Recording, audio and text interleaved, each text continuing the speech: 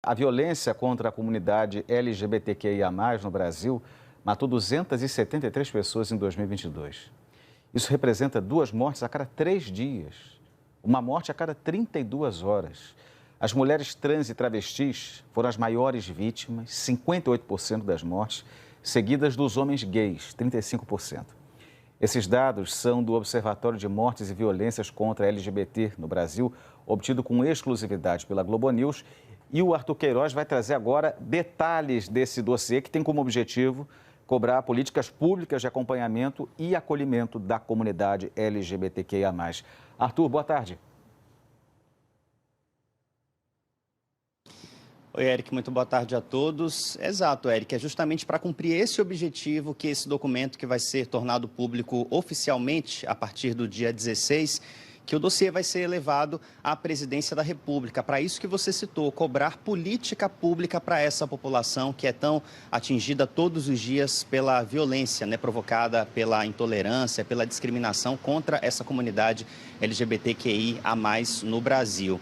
E entre os objetivos da elaboração desse estudo está a criação de protocolos unificados a serem seguidos por municípios, estados e o próprio governo federal, sobretudo nas forças de segurança, né, nas polícias, nas secretarias de segurança pública, para que possa ser garantido a assistência, a proteção de todas essas pessoas. Mas também campanhas públicas que possam apresentar para essa comunidade quais são os direitos que elas têm e para outras comunidades que não fazem parte delas, para que elas entendam quais são os deveres que elas têm na convivência com essas pessoas todas, né? Afinal de contas, a gente vive em comunidade, a gente precisa se respeitar e se proteger também. Agora, isso só para citar alguns exemplos, porque se a gente for pensar num retrato de quem são as maiores vítimas desse tipo de intolerância, a gente tem aí que são mulheres trans e travestis nordestinas entre 20 e 29 anos de idade, em sua maioria brancas ou pretas e pardas. Então, esse dossiê foi obtido com exclusividade aqui pela Globo News, elaborado pela Associação Acontece LGBT+,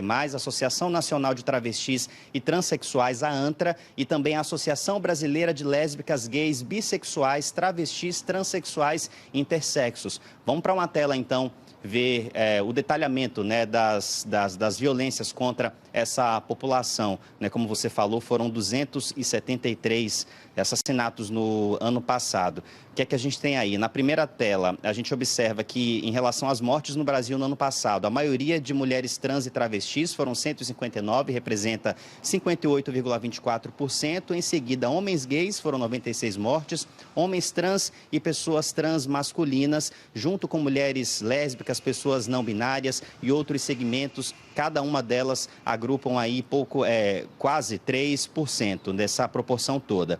Na segunda tela tem a idade dessas vítimas, né, a faixa etária. Então, dos 10 aos 19 anos, foram 22 mortes no ano passado. Dos 20 aos 29, a maioria foram 91 mortes.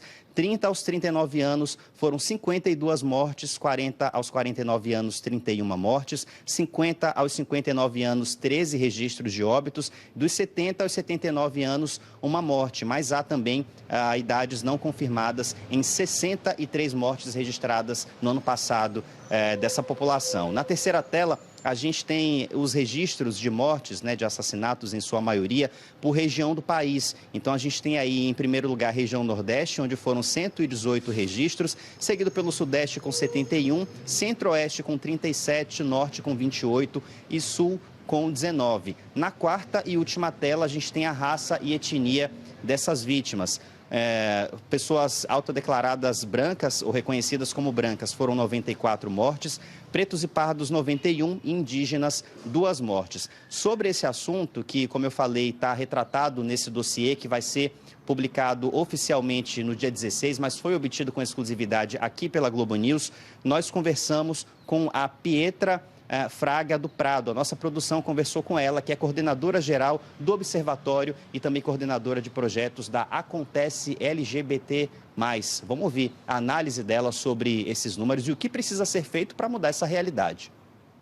O que a gente precisa entender é que a comunidade LGBTI+, continua em vulnerabilidade, além do, historicamente, sentir e sofrer o preconceito, afetando a saúde mental de várias pessoas, de inviabilizar o convívio familiar acolhedor, ou a própria contratação em empregos formais.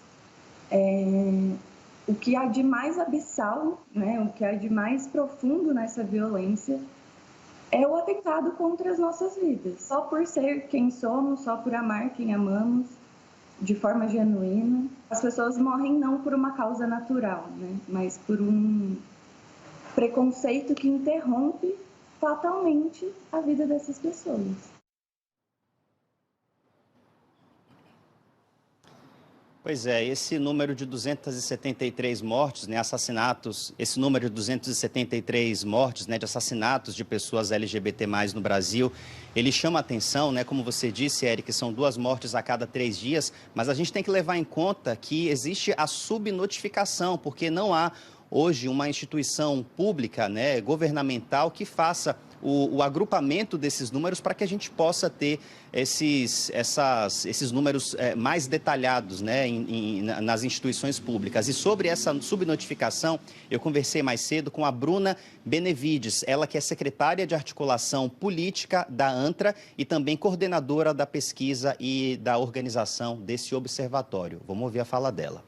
Então, a ausência de dados governamentais, de certa forma, gera uma invisibilização, e a gente já aprendeu na história que a invisibilidade leva ao genocídio. O que está a todo instante sendo produzido e denunciado por esses dados é também a subnotificação que leva essa comunidade a sequer ter as suas vidas ou mesmo as suas mortes consideradas na hora de ser feito um registro, na hora de ser feito um levantamento dos dados de IMLs e etc. Exatamente porque a discussão sobre a orientação sexual e a identidade de gênero como fatores que vão expor a nossa população a um risco aumentado por conta da discriminação não pode ser desconsiderado.